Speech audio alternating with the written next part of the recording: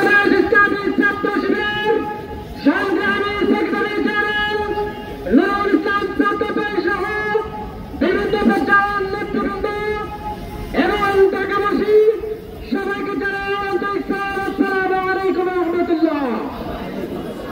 সম্মানিত উপস্থিতি, আপনারা লক্ষ্য করছেন এই ইসরায়েলি গণহত্যাকারী এই জালিম তারা বিগত 20 দিন আমাদের 1390 জন ভাইদেরকে তারা হত্যা করেছে।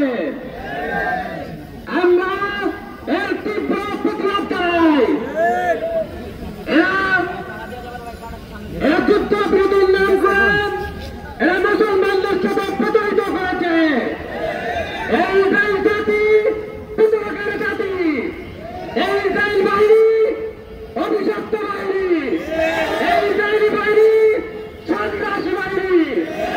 আজকে আমরা বিচারের দাবিতে আসি নাই, আজকে আমরা কারো কাছে কল্যাণ দাবিতে আসি নাই, আজকে মুসলিম তরুণদেরকে ঐক্যবদ্ধ করতে এসেছি। মুসলিম তরুণরা আজ ঐক্যবদ্ধভাবে ইসরায়েলের বিরুদ্ধে যুদ্ধ ঘোষণা করবে। আমরা আজকে রক্তের মতো রক্ত দিয়ে এই ইসরায়েলি বাহিনীকে প্রতিহত করতে চাই।